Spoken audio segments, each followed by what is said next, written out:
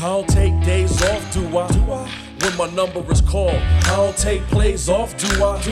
I'ma always give you 20 and 10, no matter how much you wanna pretend that I ain't clutch with it. I don't do the load management, maybe I can handle it. When the heat is on, I can manage it.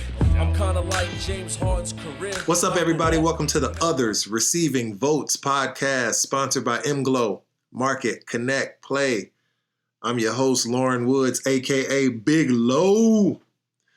Man, I was just sitting here. It was earlier today. I was walking past the mirror. See, I like to work out a lot. And I keep myself in pretty good shape. But, I walk past the mirror. I haven't been in the gym in about 4 or 5 weeks. It's really no excuses, but I've had a lot going on, like with trying to set up the businesses and, trying to maintain, other things. And I haven't been to the gym, so it's on me. So, I've been doing like some Jackie Chan workouts at the crib, push-ups, pull-ups, sit-ups, body weight squats, stuff like that. It's not the same. I'm just going to let you know right now. And I usually run every other day at, minimum 4 days a week. And I've been slacking. I'm not going to lie. I probably haven't run in like 2 weeks. But, I walked past the mirror the other day and I'm starting to get a dad bod and I don't like it. I kind of want to detox and, and just get right back. But it takes so long these days, man. I don't know what it is, but now it's like it takes me like 3 or 4 weeks to get in shape. Plus I got to do like a clean eating regimen, which sucks because I love cookies and donuts and stuff like that. And it's the worst, but I just don't like it. I don't like what I'm becoming. So I'm probably gonna do it, but I'm gonna wait because let's see, this month already started, so I'm probably gonna wait till next month. As soon as next month, first day of next month, I'm getting right back on it. I got to get back ripped, man. I don't love what's going on right now, and I know it's gonna take me. It's probably a little late to try to do it for the summer body, but. I got to do it, but I'm old and it just takes me a little bit longer than I used to. Man, oh God, I remember when I was like 21, it was like I was never out of shape, even when I didn't play for like 2 or 3 weeks or whatever, or if I got injured or something like that and I was out for, 4 or 5 weeks or 6 weeks or whatever. It was like as soon as I came back, I was right back, 1 or 2 days, right back. Never sore, none of that. Man, when I was like 35 playing, I was stretching every day. And like we have a day off, I'm still stretching. I'm still stretching and icing on my day off. That's when you know you old. When you got to stretch and ice on your day off, you know you old, man. But you know what? Enough about me. Let's get to the show. Next guest on the show is a guy I've been knowing for quite a while. Good friend of mine, has an amazing story, like one of the best basketball stories that you're going to hear. Just the sheer fact that he did what he did and was able to pull off some amazing things in his career is something that should be inspirational to a lot of people out there, not just in the basketball world, but just in any industry, because, this guy is living proof that anything is possible. My guy, Optimus Prime, is what he's known by in the inner circle, in the Wolfpack circle. Billy Pharis. Billy, what's up, man? Man, living the dream. Thanks for having me on, sir. Man, I appreciate that, man. The reason I gave you that intro, and I honestly mean it, like I don't think you and I have ever really talked about it personally, but when I think back on what you were able to accomplish in your career, it's inspiring. It's just, people just have to hear it. But before we talk about that, let's talk about the beginning of your basketball journey. Tell us a little bit about that from your early days playing in college and all the way through your professional career. Yeah, definitely. So I had an unconventional career, even going back to college. So coming out of high school, I was a really good high school basketball player in the state of Arkansas. I think, I should have been the player of the year of the state, but there was one guy that was better, Joe Johnson. So, that guy was all right. That guy was a pretty good player from what I understand. Yes, he was. But outside of Joe, there may be some arguments there, and some of the guys may object, but that was the way I felt about it. But the problem was, anybody that ever saw me run would tell you that I did not have a fluid running motion. I've been told I looked like Big Bird when I ran, if you can imagine what that would look like. So, college coaches said, look, this guy, he's a 6'7", 6'8", little mini Kevin McHale down there on the block. He can shoot the three, but, he's a great high school player, but can he play against, real athletes at the, higher D1 school? So I didn't get the offers that I wanted, and I ended up going JUCO. I was a qualifier out of high school. But just about 30 minutes, 20 minutes from where I grew up, there was a junior college called West Stark at the time. And they were a nationally known junior college. And the junior college coach told me, he said, look, Billy, you come here. He said, I guarantee you, you will play in front of the top college coaches in the country. You will play against the best athletes in the country, because we're going to play, our league is competitive, and I want to win a national championship in junior college. So you're going to be put in front of these people. And if you play like I think you can play, you're going to get the offers that you want. So come on. So that's what I did. I went and played for Doc Sadler. Doc, he's been all around. He was at Southern Miss. Now he's an assistant back at Nebraska. But he was a head coach at Nebraska, at UTEP. After I played for him, he went on to bigger and better things. But there in 99, 2000, I started JUCO. And we played well my freshman year. Was getting a lot of interest. Sophomore year, I went ahead and stayed. A lot of the coaches started calling, but one thing I started to do that really helped me play in there in JUCO was Doc ran us into the ground. And I mean, it was all time stuff. And in JUCO, we didn't have air conditioning in those gyms, and it'd be 100 degrees in those gyms running line drills for time. And I'd never run like that in my life. I could do an up and under all day. It made me touch those lines. Boy, those quads were burning. And I'm looking over there at him. I'm looking like if I look desperate enough, he'll stop. That did not happen. So it really put some things in perspective for me. Going in between my freshman and sophomore year, it was like, all right, I got to do something different here. One, I want to stand out. My high school coach had us lifting weights, and I was pretty strong, but I said, I got to get bigger and stronger, and I got to be in such good shape that no man will break me. Like, I'm not going to look over there at Coach Sadler anymore like that. I'm not walking into that situation. So, man, it's funny. It's funny. Let me stop you right there, because you compare, and this was back in the 90s, right? 90s, late 90s, 99. Early 2000s. And back in those days, there was no looking over at the coach and hoping that the coach would see a pitiful face, and you were gonna run for 2-3 hours, and sometimes twice a day, and run you into the ground and have like one water break, bro. And nowadays, man, you got to give these kids like 10 water breaks in an hour and a half practice, and they get mad, they get pissed when they got to do like 2 suicides. Right. Yeah, well, that wasn't happening in this gym. I'm telling you, man, but it made us tough, and we had such a good group of players, individually talented guys. We were almost exclusively freshmen that year, and so everybody could score on that team, but Doc was trying to get us to understand, well, yeah, you can score, but guess what? All these other folks in JUCO at the level that we want to be at, they can score too. But we got to be able to play together, share the ball, and we got to play defense. And so the way he got us to listen to him, I think, was put that fear of God in. It's like, if he's going to let us know what that pain feels like of that run, and then that will motivate us to listen when he says, do X, do Y. So that helped, but it, he got me where I actually got faster, got more athletic, because I was forced to sprint, right? You want to be fast, run fast. And so I'd always said, well, I'm slow, so I'll work on this up and under.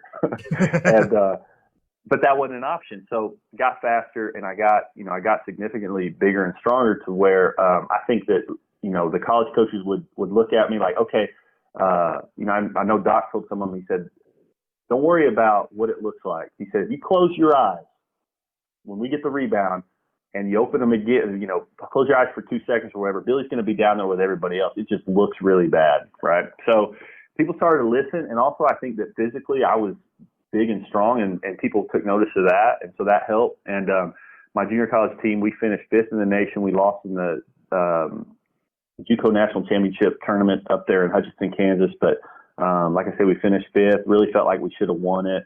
But the ball didn't bounce that way. So anyway, I had signed with Texas Tech during the early signing period in my sophomore year. But during the Big 12 tournament, they fired my coach and said they're going to bring in Bobby Knight. So, the way I played, white kid, could shoot it, super skilled, slow, looks like he'd foul somebody. Well, you'd think Bobby Knight would have wanted me, but he did not. And my teammate Jamal Holden had also signed with Texas Tech, so we were going to go out there together. Jamal was a great athlete, shot blocker, kind of two ends of the spectrum, right? So one of us surely would have fit in with whatever ball he was wanting to play there, but basically he called and he wasn't very professional. I didn't feel like Bobby Knight, and but basically said we're not playing James Dickey style ball. And so you're not going to fit in here. Neither is Jamal. So I don't even think he called Jamal. So he went. So you. So he was So wait, Bobby Knight called you, and then he sent word through you to your other teammate. Maybe like it's not 100% sir. It wasn't like Jamal called you like 10 minutes later. It was like, yo man, Bobby Knight just called me and told me to like go to hell. It was nothing like that. No, 100%. And we called Jamal right now, but I guarantee you Jamal's going to say what you told me back then, if I remember correctly. Like, I don't want to cuss on the podcast here, but he wasn't going to go play for Bobby Knight anyway.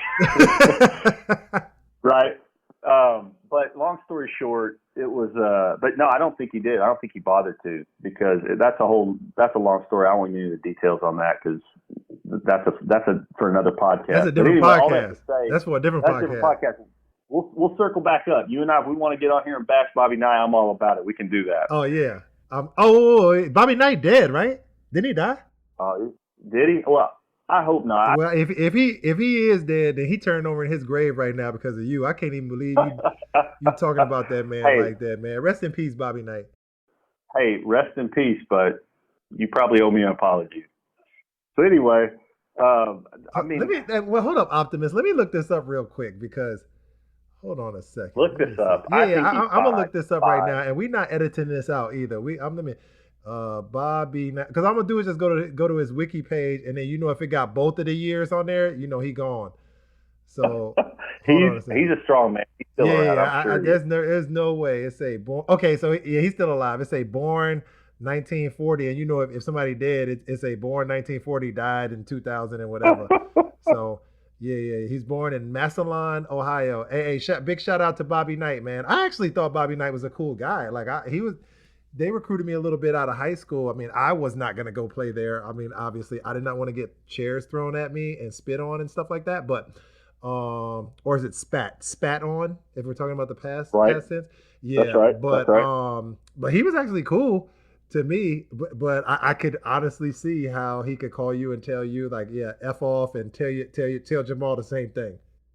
Well, let the record reflect. I gave him some of the business back. So, and again, that's for another podcast. But I pushed back on Bobby, and you can ask Bobby. I'm glad he's still alive, because if you get him on the podcast, if you get Bobby Knight on your podcast, you ask him about the time he called Billy Pharis. All right. It's on. It is on. I'm going to ask him. Good. So, long story short, I ended up signing at SMU in Dallas. This is late in the signing period, like school's almost out. So a lot of the scholarships had been given out. So I got out of my letter of intent at Tech, go to SMU, start out. I think things are going to go well. I really like the school, like the team, my teammates. I get injured I think I played well, and I think it was the first exhibition game. I get a high ankle sprain, and I deal with that for quite some time. Come back a little too early, typical kind of American mentality of, oh, I'm fine, I'll tape it up and we'll make it happen. And so I was just, even just not all there for quite a while, but started to come on near the end of the season. We played down at Rice. I know Fox Sports had us on there, and I got the Subway Super Sub of the game. That was good, and but just didn't see the playing time that I felt like I deserved down there. And I had grown up in Arkansas, loved the Razorbacks, and there was a coaching change here, and a lot of the folks had left. A lot of the players had graduated or otherwise left, and so there was an opportunity for me to come home. So I ended up leaving SMU, transferring to Arkansas, sat out, redshirted, played a year. So I was with Coach Stan Heath for his first 2 years at Arkansas, and achieved a lifelong dream as a kid, coming home playing in front of 19,000 people there on Bud Walton Arena Court. They renamed it, the Richardson Court, which is awesome, honoring Coach Richardson and all he's done for the university. And they did that here this last year. So it was great. Did that, my folks could come all the games. And then after that, one of my assistant coaches at Arkansas, he says, I think you could play overseas, because the way my game had developed, I was a good inside player, and started dabbling in threes in high school and college, but in JUCO. But then at Arkansas, a lot of what I did was, we had some good guards, young guards, Ronnie Brewer, Jonathan Modica. Those guys attacked the basket, and so I was kind of like a safety valve bailout. At the end of the shot clock, fire up a three, or passing to those guys from the high post and they'd backdoor cut, and some of the actions we ran. But basically, what you're seeing in the NBA today, right, is where four men are shooting all these threes. That was something that I had the ability to do. And this coach, Rob Flaska, he kind of recognized that, and he had a buddy that was coaching in Denmark. And so he sent some of my game tape. Obviously, we sent the best games. Oh, of course. And, you got to. Yeah. I had to. At ESPN, we had a game, LSU at our place, and I gave Brandon Bass, I think it was 21 and 11. That was good. Yes. And Brandon, if you're listening, with all due respect, I recognize that you were the better player at the end of the day, but I got you on that day. Oh, got him. So anyway, got him. Granted, he was just a freshman, so it wasn't fair. But he went to the league the next year. So anyway, hooked me up with another team in Denmark, and it was really beneficial to me. So the coach there, Craig Peterson, he had been a four-man himself that could shoot the ball in his career, and so you can think about how his offense worked. He had all kinds of little tweaks to get you shots from that position. So all of a sudden, from going, where I'm kind of being a safety valve into the shot clock shooter, now we're running plays where, the guard is setting a flare screen for me to shoot a three, right? I'm setting back screens, they're setting flare screens, they're setting double screens for me to come off screens to shoot the ball. So that was great, to kind of just start experimenting more and to be more aggressive. And I was the second leading scorer in the league and made second most threes, right? And threes made for the season. So it was really kind of liberating to get out there and shoot the ball and kind of focus on doing what I did best, which at the time really was scoring the ball. And we finished. The team was very successful. They'd never been gone that far before we made the Final Four of the playoffs. We lost to the eventual champions, but in the Danish league, they would have the teams that didn't make the finals. Those two teams would play for the bronze medal in a single game, and so we won that. We won the bronze, and that was a big deal. So, and I made a lot of good friends there in Denmark. The style of play was there was a lot of passing. I was shooting the ball probably more than I should have, but the guys were cool about it. And again, it was, kind of the way the offense was structured was really suited to kind of how I played. So then, I've got interest. Look, Billy wants you to come back to Denmark. There's interest in Austria and Switzerland from some clubs. And, but at the time I'm thinking, well, I'm not gonna be, rich from playing basketball. I could save some money doing this.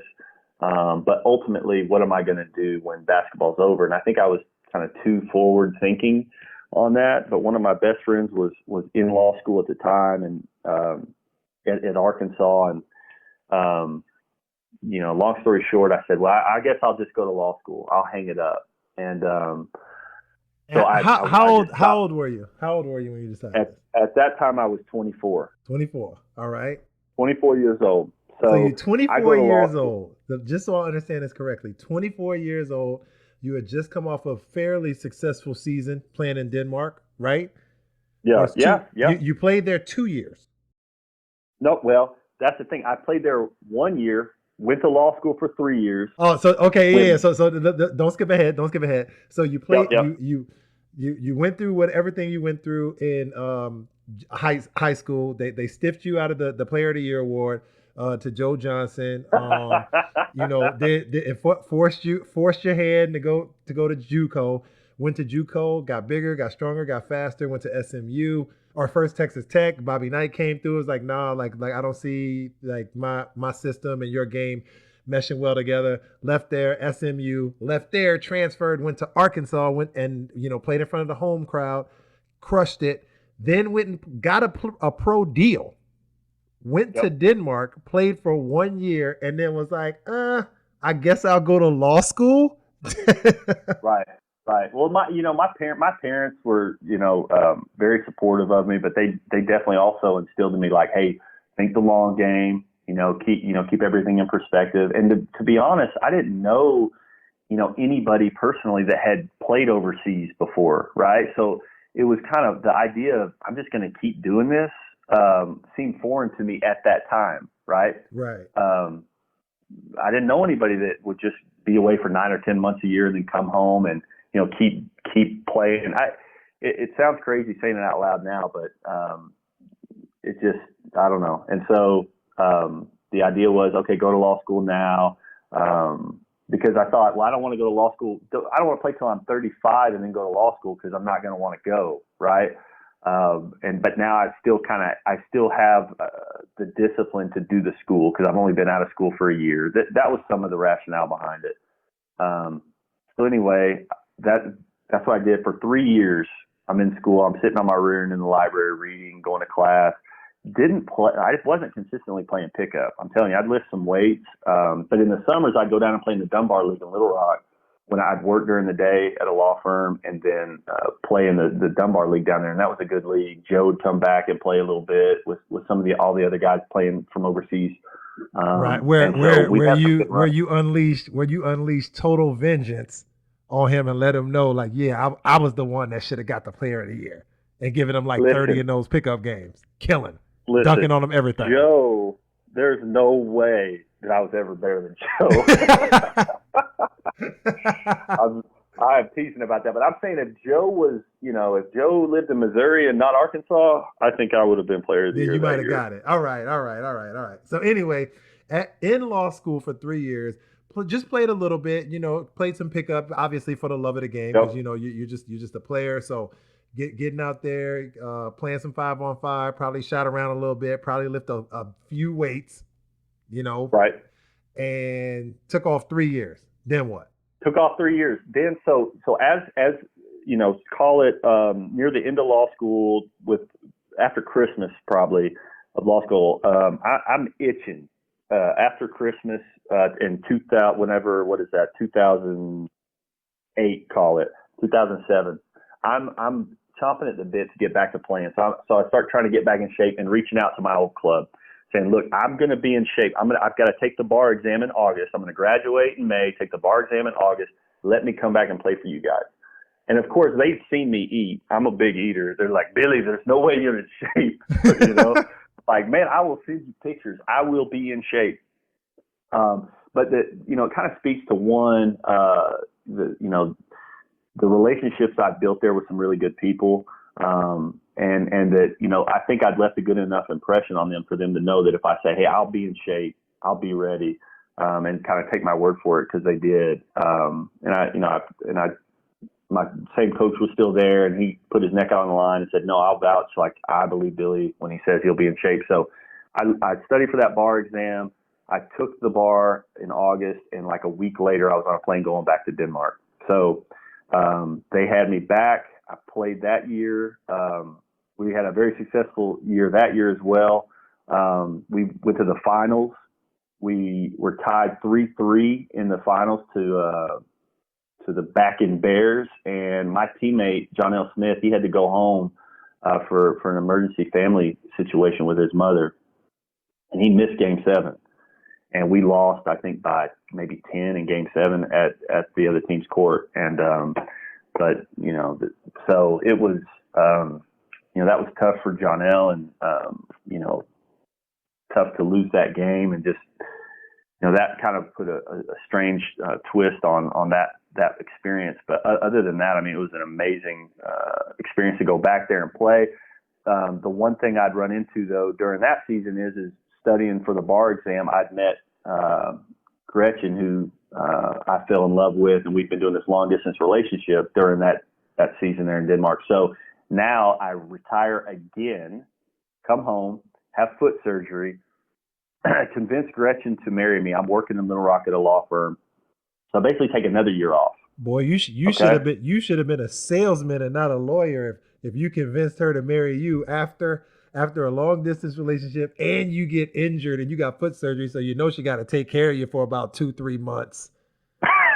Exactly. And she still said yes, and you were unemployed. We didn't know if you were going to get a job when you just left Denmark, right, man. Boy.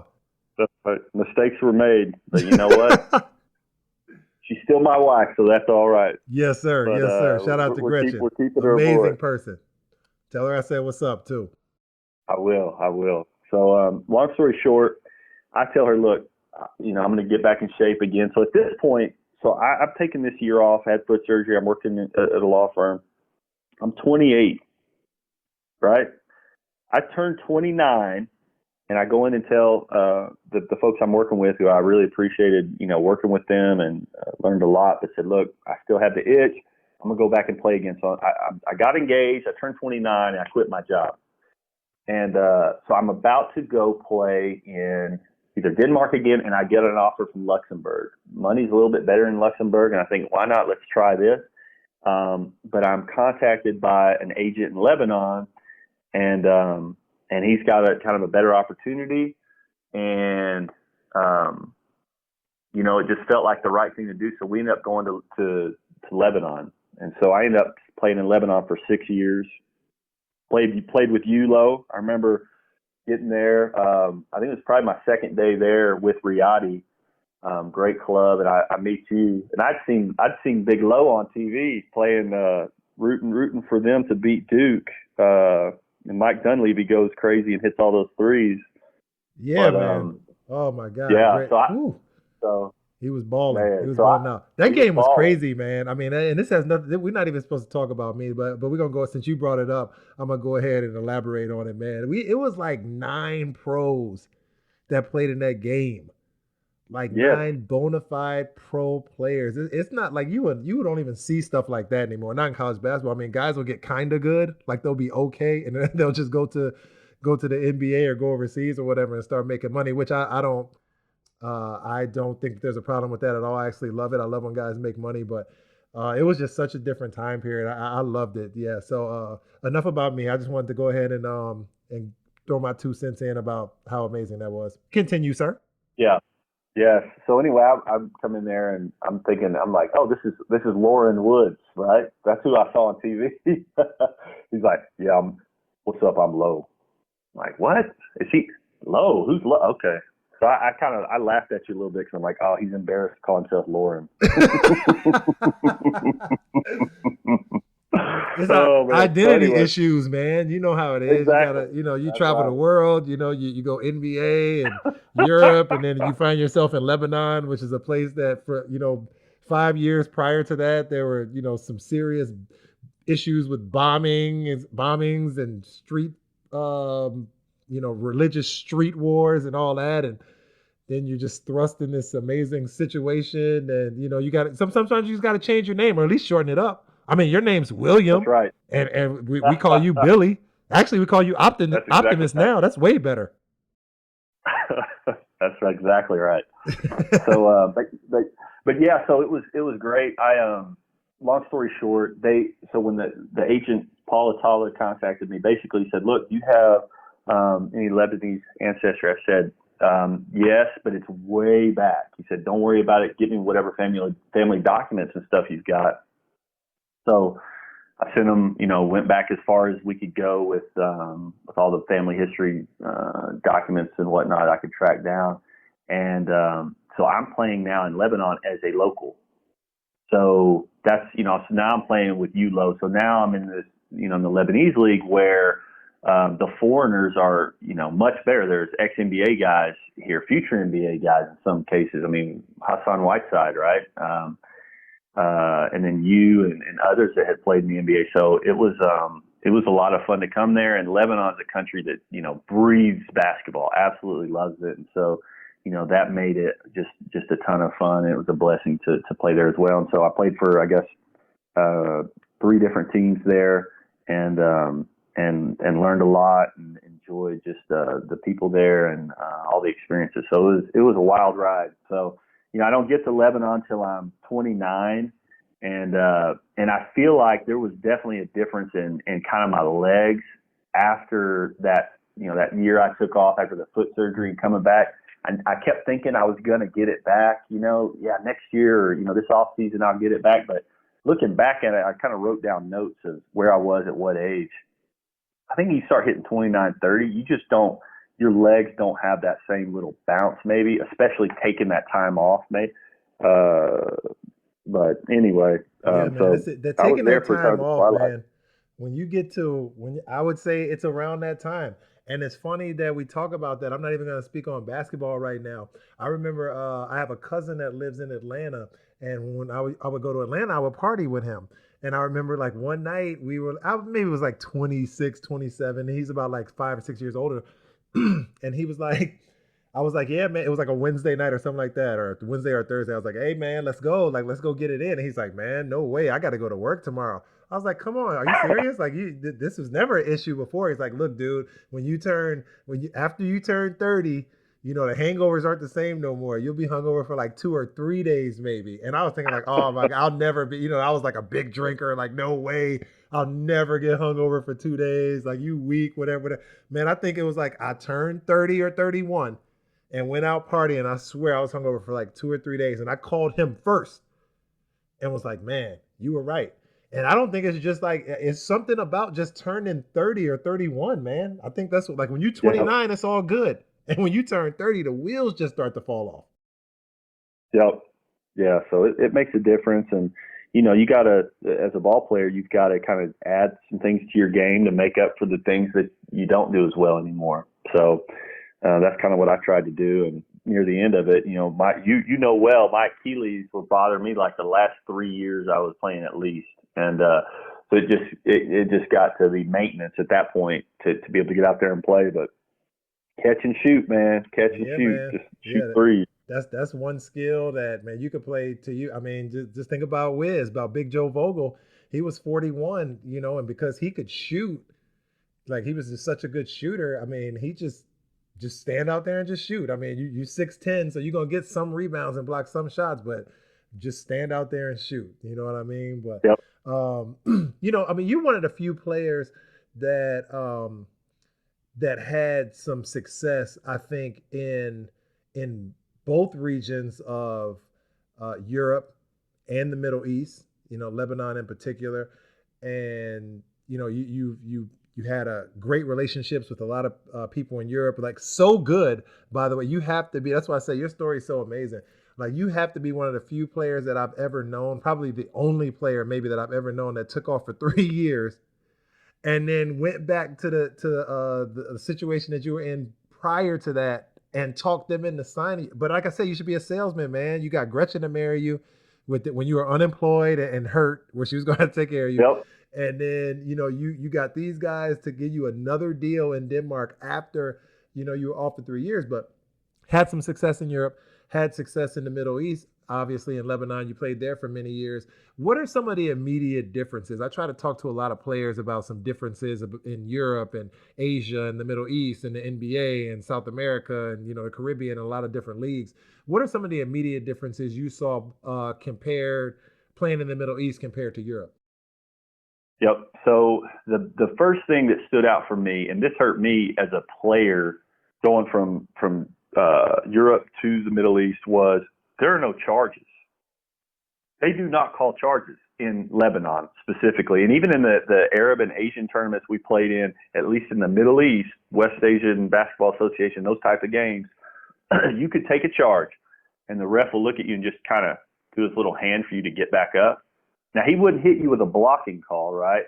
But you're just taking it to the chest and landing on your rear end repeatedly. And Wiz used to tell me, I don't know why you're taking those charges. They're not going to call them. And Gretchen, my wife, would say, stop doing that. You're going to get yourself hurt. And they don't call them. But, I mean, I would – in Europe, I'd take a couple of games, right? And it's a skill. It's a defensive skill to put your chest there when that guard comes in out of control and take the charge. Or you time that big guy's drop step just right to where he drop steps and lowers that shoulder. Boom, it's a charge. Lebanon, I think I was only ever part of one charge, and they called it on me because I shoved off on a guy after an offensive rebound. I'm like, really? So, and it frustrated me to no end. But that'd be it. I mean, that was the biggest thing that jumped out to me, because now all of a sudden I come over to help. I'm not a shot blocker, and so I'm not going to block your shot. So I'm going to take a charge, right? Well, now I'm put in a position where I'm not that useful. I'll just take it, just get knocked over, right? For no benefit to the team. So that was the first thing I'd say that stood out.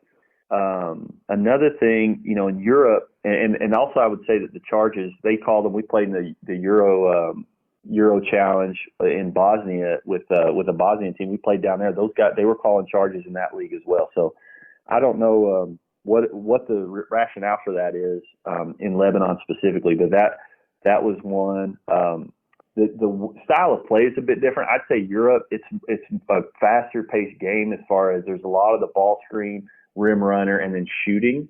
Lebanon to me was more one-on-one game. I feel like that's started to change maybe toward the end of my career there.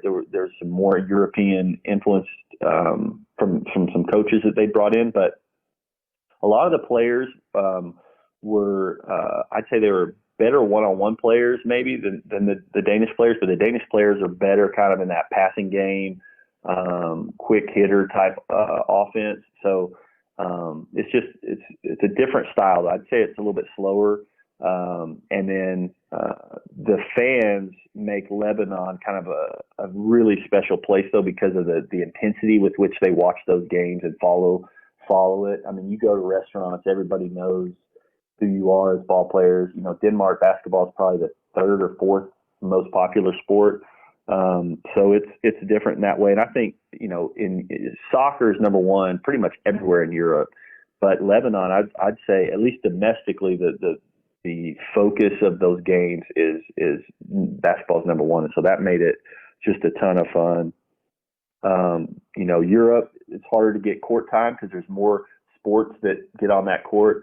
Lebanon, we could get the court whenever we wanted because basketball was number one. So that was good. The idea, at least in Denmark, those folks paid on time. It was everything was, it was like a well-oiled machine, right?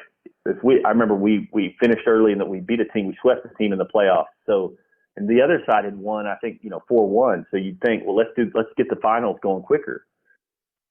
Nope. It was scheduled. They weren't going to change it in Denmark, right? Lebanon, they don't give the playoff schedule till the playoffs start. And even then they do it in rounds. So I know the year we played in the finals, I think one of the years we played in the finals when I was with Biblos when we were playing Riadi, I think we played 3 games in a row. And one of the games was like 18 hours apart. You didn't even get a full 24 hours because you played on the afternoon game on a Saturday or something. So it's very kind of quick hitter, making quick decisions. Well, what are the local news stations doing? Let's kind of adjust the basketball schedule so that we can get things moving quicker. So I don't know. It's a different pace to life. Kind of the Europe model versus kind of the Middle East, where they're a lot more loose with, okay, let's do it now, or let's kind of change things on the fly. Yeah, I remember that from Lithuania. When I played in Lithuania, we were in the finals, and I think we maybe swept our semifinal opponent, and I think let's say the finals. It was, let's say, April 30th, and the finals were supposed to start May 10th or May 9th. And I think we swept our semifinal opponent, and then the team that we played in the finals swept their semifinal opponent. So, we were both done, let's say, May 1st.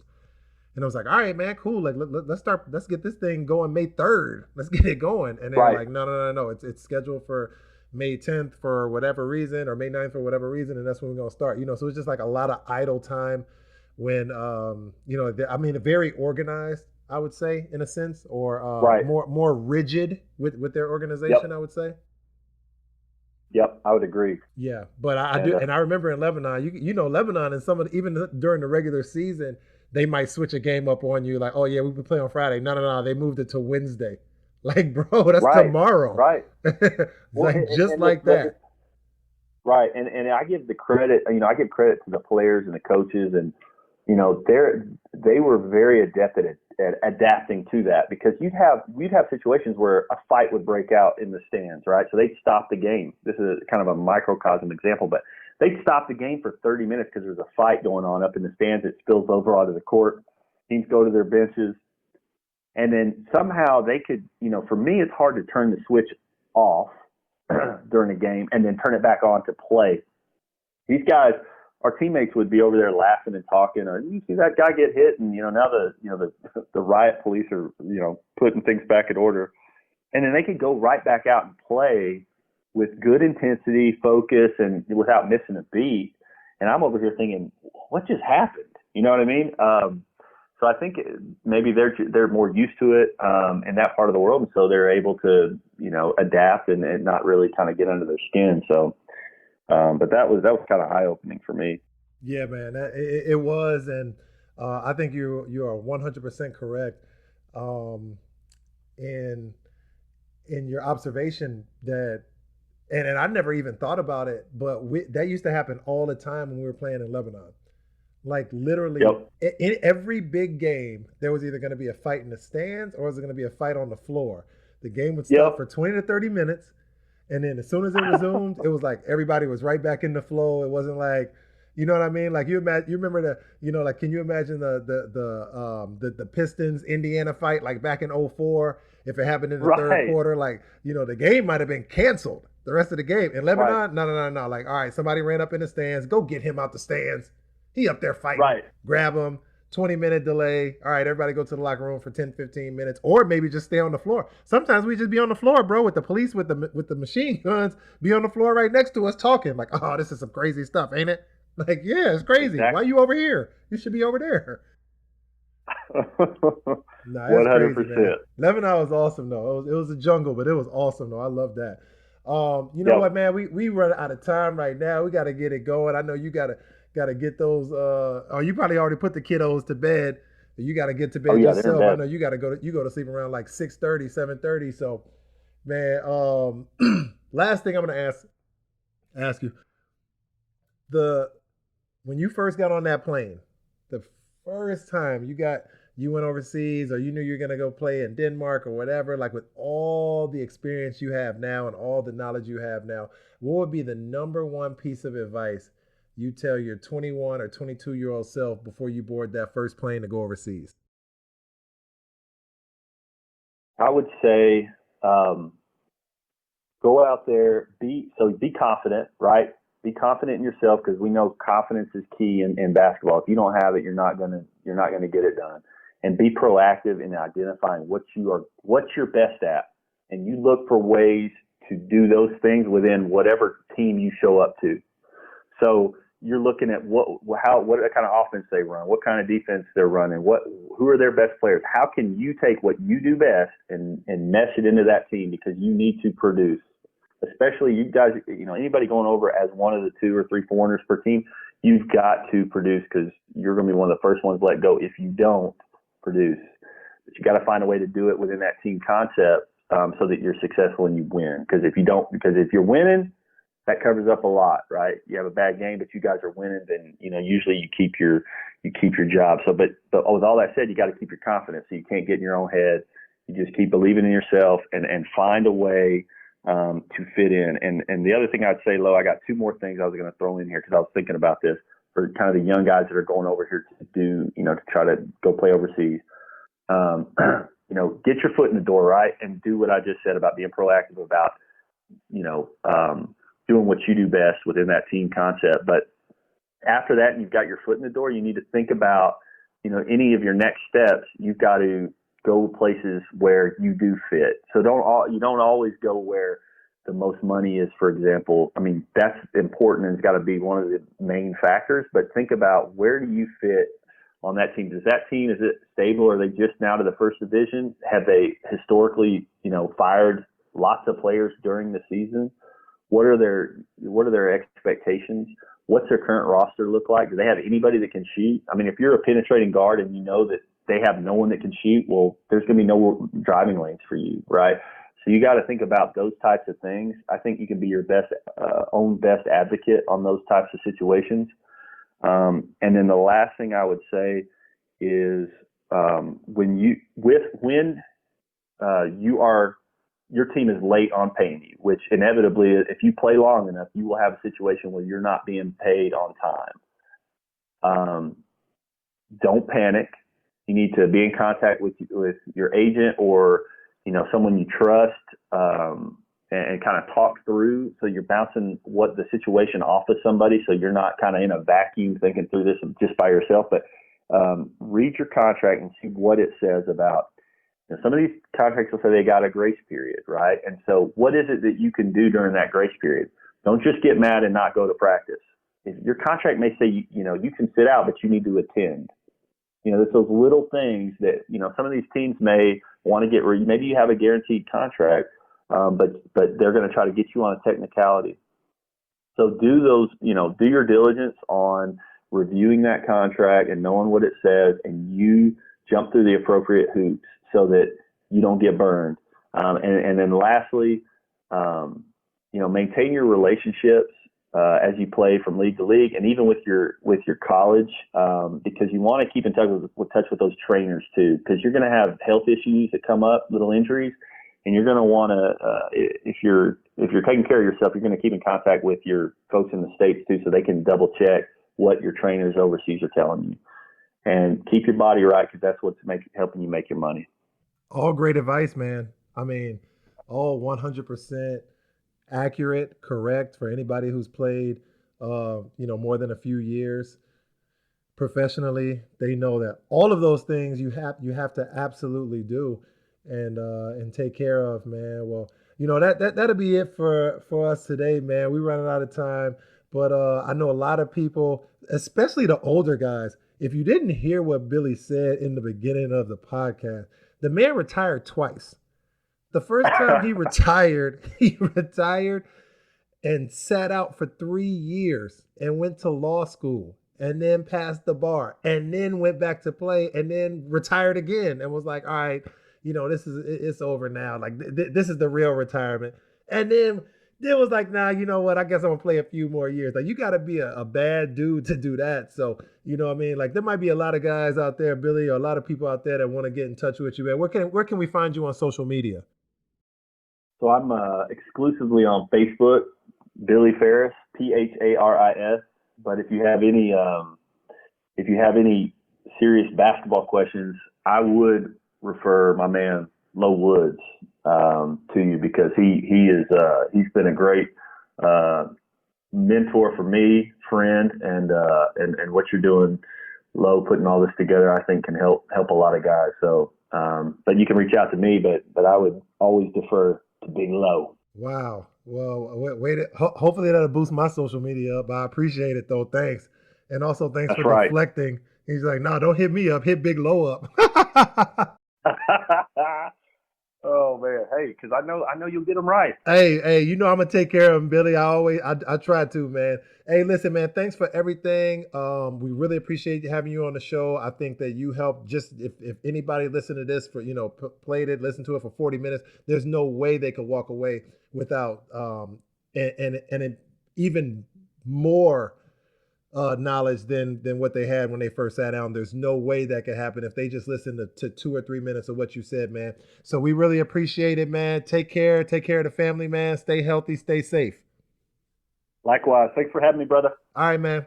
if you or anybody can't take something away from what Billy was talking about, then I mean, you just a lost hope. I mean, this man just dropped so much knowledge, and he's got such an amazing story that it's you can't even.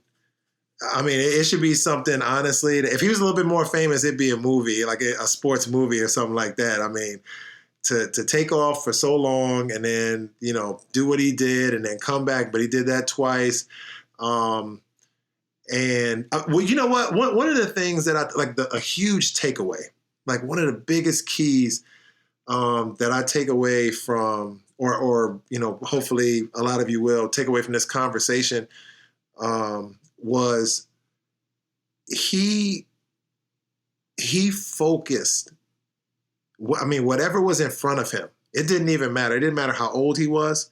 It didn't matter if it was injury. It didn't matter if it was, like whatever he wanted to do, he just focused on it. He was tunnel vision and he just made it happen.